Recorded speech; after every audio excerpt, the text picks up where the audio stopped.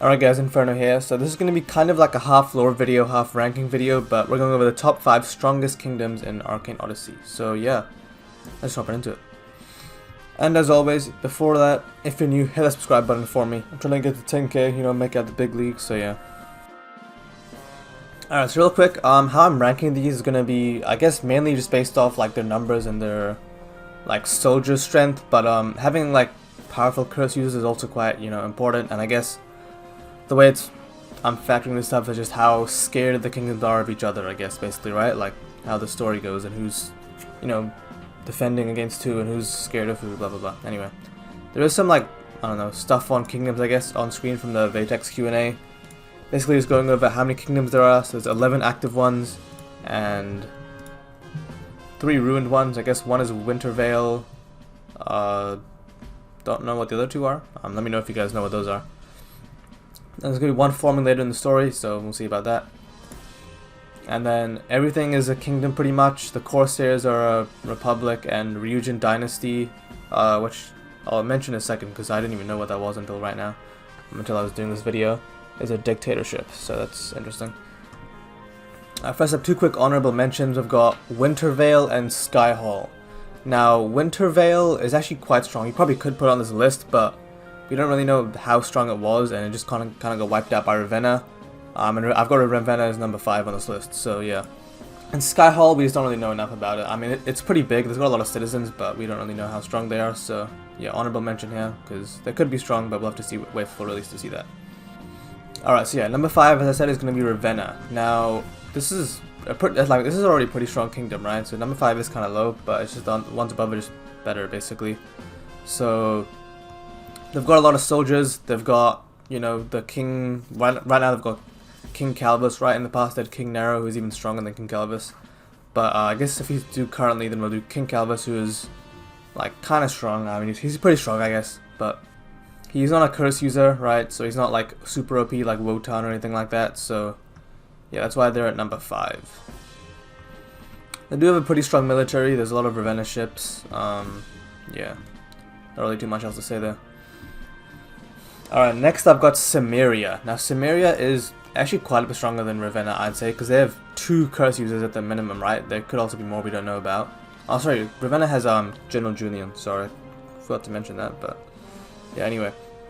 So Sameria's got the Storm Curse with General Akeem, and they've also got the Sun Curse with Empress Nyla. So 2 curse users, they're pretty strong. Their navy is not like as strong as it could be, as far as I know. Like, we haven't really seen too much of that. We don't really see it's more of like a, you know, trade. There's a lot of merchants there and stuff. There's not a lot of, I guess, ships and stuff. That's where Keraxe is kind of like way stronger than them. Alright, number 3, I've got the Azura province. This is where Warren is from. Ren/Warren, whatever. And this is, I mean, they are pretty strong because the fact that they're still up when they're like have tensions with Keraxe is, you know, meaning they can defend themselves, but Warren is also not want to engage his kingdom in a war with Keraxe, so it's like they're strong enough to defend themselves, but they can't beat them in like a full-out war, basically. So that's why they're here at number 3. And they've also got the ability to forge high-quality arcanium, which can conduct sea curse energy. I don't really know what that means. I don't know if that means like curse users can get like special armor or something, or they can like get a sea curse user hostage and like take their curse and put it into an armor. I don't really know, but let me know what you guys think about that.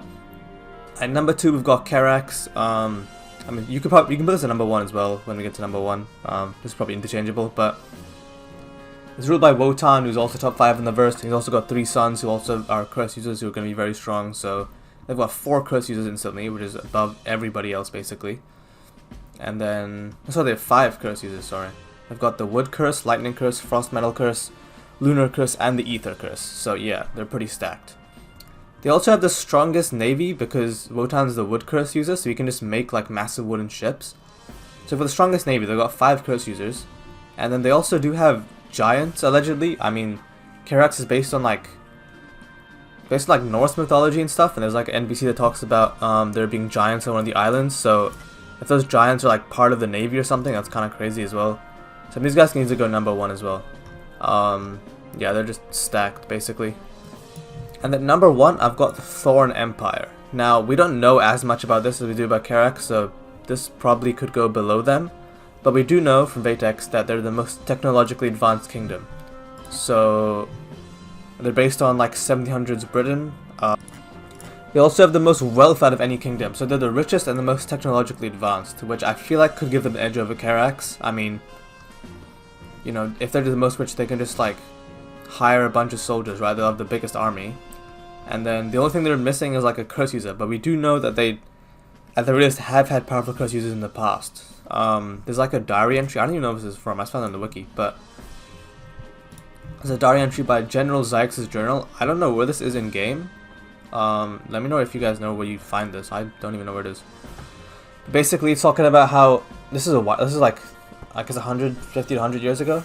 The Thorn Empire was basically raiding Ravenna and trying to like take over, which failed. But you do see here that they're pretty powerful, right? Let's up on screen right now. You guys can read it. Basically, they had the slash curse user called Avery Walker, and they had the Prince of Thorns, who's, you know, who they're saying is like more troublesome than the slash curse. So he's either a curse user or he's gonna like be super powerful or something. And he defeated King Caesar, like he killed King Caesar, as you can see here at the end.